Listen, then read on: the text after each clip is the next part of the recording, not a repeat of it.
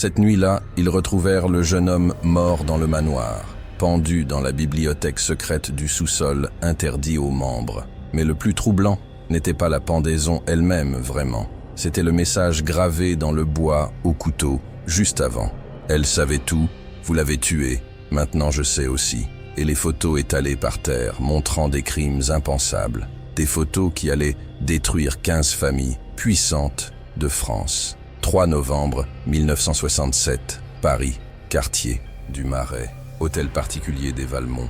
Commissaire Laurent reçoit un appel d'urgence à 7h du matin précise. Voix masculine âgée, tremblante, terrifiée même par ce qu'elle a découvert. « Mon fils est mort, pendu dans la bibliothèque. Venez immédiatement, je vous prie. Votre fils. Donnez-moi votre nom complet, s'il vous plaît, monsieur, calmement. Baron Édouard de Valmont, mon fils Julien, 24 ans, il est mort. » Laurent connaissait ce nom, tout Paris le connaissait depuis toujours. Vraiment. Famille de la haute aristocratie, fortune immense, pouvoir politique considérable, influence totale. Le baron Édouard siégeait à 3 conseils d'administration, connaissait personnellement le président. Laurent arrivait à l'hôtel particulier 30 minutes plus tard avec son équipe. Architecture du XVIIIe siècle, façade imposante, grille dorée, jardin immense derrière. Le baron attendait dans le hall, 62 ans, visage défait, mains tremblantes. « Commissaire, suivez-moi, c'est en bas, dans la bibliothèque privée du sous-sol. » Il descendait un escalier en colimaçon étroit, pierre froide, éclairage faible inquiétant. En bas, porte en chêne massif ouverte, bibliothèque ancienne, livres rares partout. Et au centre, pendu à une poutre, Julien de Valmont, jeune homme élégant. 24 ans, costume noir, chemise blanche, cravate desserrée autour du cou, visage paisible, presque serein, comme s'il avait accepté son sort final. Chaise renversée assez à pieds, corde solide attachée à la poutre centrale. Mais ce n'était pas tout. Il y avait bien plus troublant encore. Sur le bureau ancien en acajou, des dizaines de photos étalées soigneusement. Photos noires et blancs, prises en secret, montrant des scènes profondément choquantes. Hommes en robe noire dans une salle voûtée, rituels étranges, symboles occultes. Laurent s'approchait, examinait les photos une par une avec attention croissante. Il reconnaissait certains visages, hommes politiques, industriels, magistrats, tous très puissants. Et dans un coin, gravé dans le bois du bureau, le message au couteau. « Elle savait tout, vous l'avez tué, maintenant je sais aussi. » Laurent se tournait vers le baron qui était devenu extrêmement pâle maintenant. « Votre fils parle de qui exactement? Qui est cette elle, baron? Expliquez-moi. » Le baron fermait les yeux, respirait profondément, puis répondait d'une voix brisée. « Ma femme, Marguerite, la mère de Julien, elle est morte il y a 3 ans. » Comment est-elle morte? Dans quelles circonstances précises, baron, s'il vous plaît? Accident de voiture sur la route de notre château en Normandie, mai 1964. Elle a perdu le contrôle, la voiture est tombée dans un ravin profond, mort instantanée selon les médecins. Elle n'a pas souffert du tout. Laurent regardait de nouveau le message gravé. Vous l'avez tuée, pas elle est morte. Votre fils pensait manifestement que ce n'était pas un simple accident routier. Le baron ne répondait pas. Il fixait le sol, main toujours tremblante visiblement. Laurent examinait les photos plus attentivement maintenant, cherchant des indices révélateurs. Elles semblaient prises lors de réunions secrètes, cérémonies occultes, rituels étranges, inquiétants. Les hommes portèrent des robes avec des symboles, triangles, œils, serpents entrelacés. Baron, connaissez-vous ces hommes sur les photos? Reconnaissez-vous ces visages? Le baron regardait rapidement, puis détournait les yeux, immédiatement, trop rapidement même. Non, je ne connais personne, je ne sais pas de quoi il s'agit. Mais Laurent voyait qu'il mentait. Son langage corporel le trahissait complètement. Baron, votre fils a été assassiné ou s'est suicidé. Ces photos sont la clé. Si vous ne coopérez pas, je vais devoir enquêter seul, tout révéler publiquement. Le baron le regardait avec terreur, puis il s'asseyait lourdement sur une chaise. Commissaire, je vais vous dire quelque chose, mais vous devez me promettre discrétion. Ce que vous allez découvrir peut détruire des familles entières, des carrières importantes. Des hommes extrêmement puissants sont impliqués dans cette affaire délicate vraiment. Laurent s'asseyait face à lui, sortait son carnet, attendait patiemment l'explication complète. Le baron commençait alors à raconter, voix basse, hésitante, chargée de culpabilité. Il existe une société secrète à Paris, très ancienne, fondée en 1789 exactement. Le Cercle des Ombres, 15 membres, tous issus de l'aristocratie et haute bourgeoisie. Nous nous réunissons chaque mois dans un manoir secret près de Versailles, officiellement pour discuter d'affaires, de politique, d'influence et de pouvoir mutuel. Mais officieusement, que se passe-t-il vraiment lors de ces réunions secrètes? Le baron hésitait longuement, transpirait maintenant malgré la fraîcheur du sous-sol humide. Des rituels, des cérémonies initiatiques, inspirées de traditions occultes très anciennes. Rien d'illégal officiellement, juste du théâtre, du symbolisme, de la fraternité masculine. Mais il y a 3 ans, quelque chose a changé radicalement. Tout a dégénéré. Changé comment exactement? Expliquez-moi tout précisément, baron, je vous écoute. Certains membres voulaient aller plus loin. Rituels plus extrêmes, pratiques plus dangereuses. Ma femme Marguerite a découvert par accident. Elle a trouvé des documents chez nous. Elle était horrifiée. Elle voulait tout révéler. Publiquement, aller voir la police. Je l'ai suppliée de se taire, de ne rien dire, pour protéger notre famille. Mais elle n'a pas écouté. Elle a menacé de tout exposer au grand jour. Le baron pleurait maintenant, larmes silencieuses coulant sur son visage vieilli marqué. 3 jours après, elle avait cet accident de voiture sur la route déserte. Les freins avaient lâché soudainement. La voiture est tombée dans le ravin profond. Mais je sais maintenant. Je sais que ce n'était pas un accident du tout. Ils l'ont tuée pour la faire taire, pour protéger leurs secrets inavouables. Laurent sentait son sang se glacer. Affaire bien plus grave qu'il ne pensait. Votre fils Julien le savait aussi. C'est pour ça qu'il a infiltré le cercle. Le baron hochait la tête. Il avait tout compris maintenant trop tard. Julien m'a supplié pendant des mois de lui dire la vérité complète. Je refusais. Je voulais le protéger, l'éloigner de tout ça définitivement. Mais il a enquêté seul. Il a découvert l'existence du cercle. Il s'est infiltré. Il a assisté aux réunions pendant 6 mois. Il a pris ses photos compromettantes. Et maintenant il est mort, tué par eux aussi, comme sa mère avant. Laurent examinait de nouveau le corps de Julien, cherchait des signes de lutte. Aucune marque de violence, aucune ecchymose, aucun signe de résistance quelconque visible. Mais quelque chose n'allait pas. La corde était attachée étrangement, nœud trop professionnel. Et les mains de Julien, elles étaient propres. Aucune trace de corde, aucune friction. Il n'a pas fait ce nœud lui-même. Quelqu'un d'autre l'a pendu. Le baron fermait les yeux. Il savait que Laurent avait raison maintenant. Ils l'ont découvert. Ils ont compris qu'il les espionnait, qu'il collectait des preuves. Alors ils l'ont éliminé, maquillé en suicide, comme ils savent si bien faire. Laurent décidait immédiatement. Cette affaire nécessitait une enquête secrète, discrète, dangereuse. Baron, je vais infiltrer ce cercle, découvrir la vérité, faire justice pour votre famille. Commissaire, vous ne comprenez pas. Ces hommes sont intouchables pratiquement vraiment. Ils contrôlent la justice, la politique, les médias, tout le système en fait. Si vous les attaquez directement, ils vous détruiront, vous et votre carrière. Je prends le risque. Votre fils est mort pour la vérité. Je dois continuer.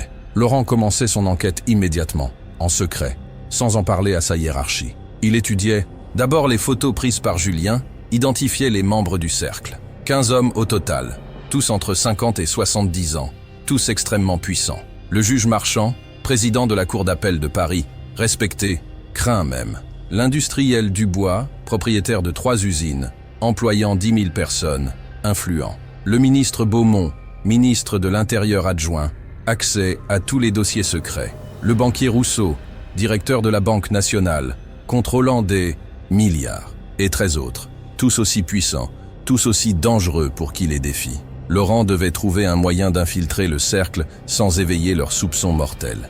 Il contactait discrètement le baron. Ils établissaient un plan audacieux ensemble risqué. Le cercle recrute parfois de nouveaux membres. Remplacement quand quelqu'un meurt. Julien vient de mourir. Ils vont chercher un remplaçant bientôt, quelqu'un de jeune. Je vais vous recommander commissaire. Dire que vous êtes digne de confiance. Fils d'un ami proche décédé, fortuné, discret, parfait pour le cercle. Laurent devait créer une fausse identité, une légende solide, une histoire crédible totalement.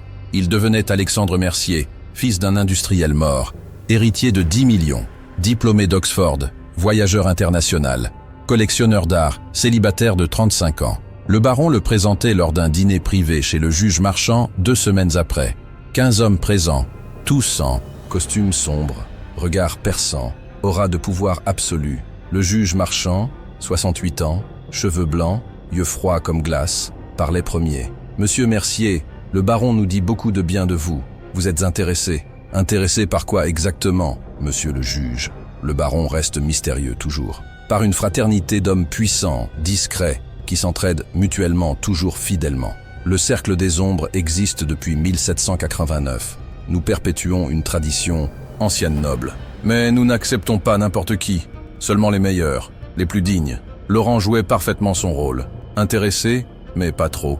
Curieux, mais prudent. Que demandez-vous exactement à vos membres? Quelles sont les obligations précises? Loyauté absolue, discrétion totale, participation aux réunions mensuelles obligatoirement. Et surtout, acceptation de nos rituels initiatiques, nos traditions secrètes transmises. Rituels. De quelle nature exactement? Je veux comprendre avant de m'engager. Le juge souriait, sourire froid, presque menaçant dans sa douceur calculée.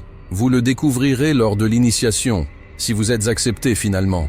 Mais je vous préviens, ce n'est pas pour les âmes sensibles, les esprits faibles. Nous testons votre courage, votre détermination, votre capacité à garder secret. Laurent acceptait, sachant qu'il entrait dans quelque chose de dangereux, peut-être mortel. L'initiation était programmée pour le 15 décembre 1967, nuit de pleine lune symbolique. Lieu secret, manoir isolé près de Versailles, forêt dense autour, aucun voisin proche. Laurent arrivait à minuit précis comme indiqué, seul, sans armes, sans témoin possible. Le manoir était imposant, gothique, sinistre, éclairé seulement par des torches anciennes.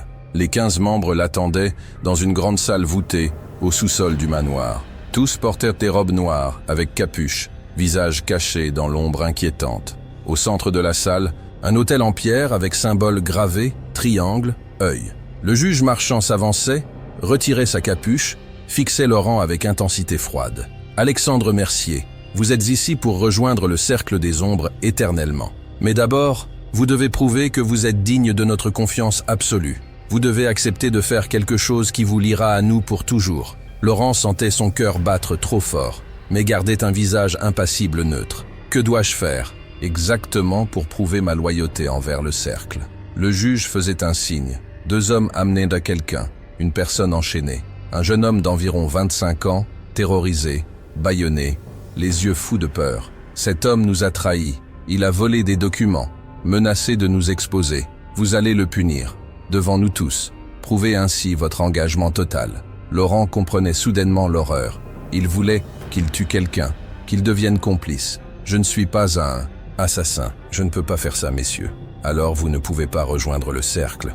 Et vous savez trop maintenant. Personne ne quitte cette salle sans avoir fait ses preuves ou sans être mort. Laurent réalisait qu'il était piégé. Ils allaient le tuer s'il refusait maintenant. Il devait gagner du temps, trouver une sortie, survivre pour révéler la vérité. Donnez-moi un moment pour réfléchir. C'est une décision importante qui m'engage. Le juge riait, rire froid, sans joie, sans humanité aucune dedans vraiment. Vous avez 30 secondes, puis vous décidez, vie ou mort pour vous deux.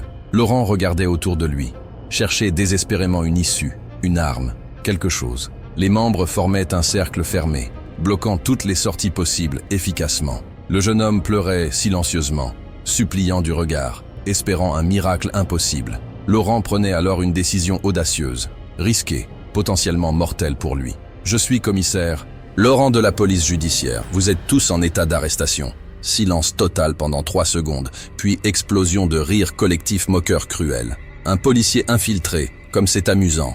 Vraiment très divertissant ce soir, messieurs. Vous pensez vraiment pouvoir nous arrêter?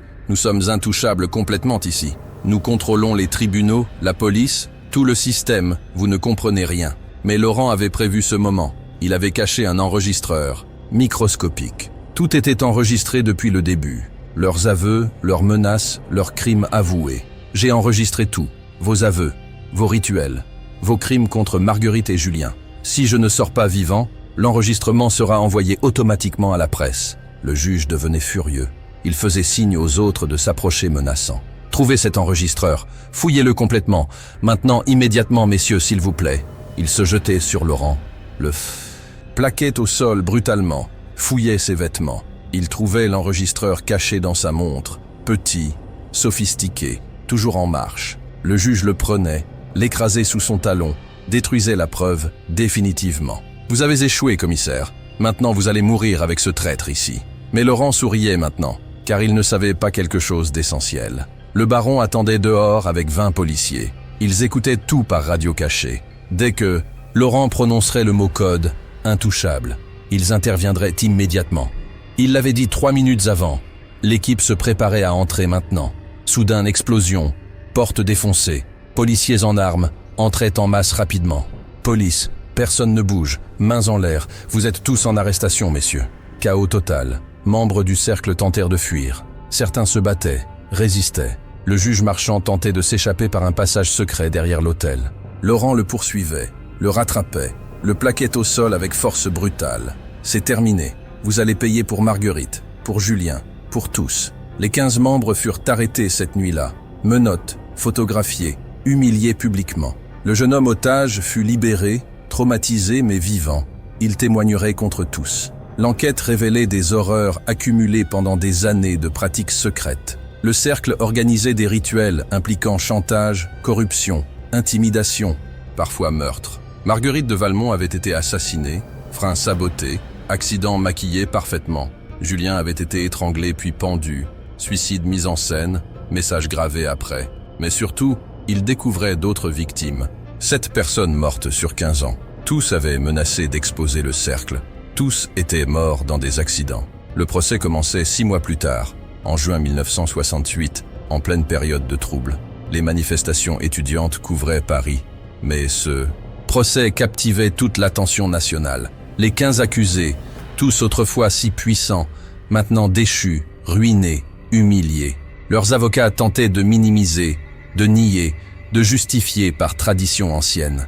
Mais les preuves étaient écrasantes. Témoignages, documents, enregistrements, aveux même parfois. Le verdict tombait après 8 semaines de procès historiques absolument médiatisés partout. Tous coupables de complicité de meurtre, association de malfaiteurs, corruption aggravée, peine allant de 15 à 30 ans de prison ferme, sans possibilité de libération. Le juge Marchand, condamné à perpétuité pour organisation criminelle et meurtres multiples. La France entière était choquée. Comment des hommes si respectés pouvaient cacher ça? Comment le pouvoir corrompt absolument? Comment les sociétés secrètes prospèrent dans l'ombre? Laurent devenait un héros national malgré lui, promu, décoré, célébré partout. Mais il pensait surtout à Julien, à son courage, à son sacrifice pour la vérité. Le baron Édouard se retira complètement de la vie publique. Rongé par culpabilité, il consacra sa fortune restante à des œuvres caritatives en mémoire de sa famille. 60 ans après, en 2024, l'affaire du Cercle des Ombres reste mythique. Elle a inspiré des livres, des films, des documentaires sur sociétés secrètes. Elle a changé les lois sur associations secrètes, renforcement de contrôle judiciaire. Mais surtout, elle a montré qu'aucun pouvoir n'est vraiment intouchable, finalement. Qu'un homme seul avec du courage peut faire tomber un empire entier. Que la vérité finit toujours par éclater malgré les ombres qui tentent. Dans ce monde, les sociétés secrètes existent encore aujourd'hui, certainement. Des hommes puissants se réunissent, décident, influencent, contrôlent dans l'ombre toujours. Mais ils savent maintenant qu'un infiltré courageux peut tout faire s'effondrer. Est-ce que vous croyez aux sociétés secrètes qui contrôlent vraiment tout? Est-ce que vous auriez eu le courage de Julien d'infiltrer le danger? Dites-le dans les commentaires, parce que cette histoire pose vraiment question. Si vous voulez plus d'histoires sur pouvoir, corruption, courage face au mal, abonnez-vous maintenant. Nouveau cas chaque mercredi. À très bientôt ici toujours. La vérité est plus forte que toutes les ombres qui tentent de la cacher.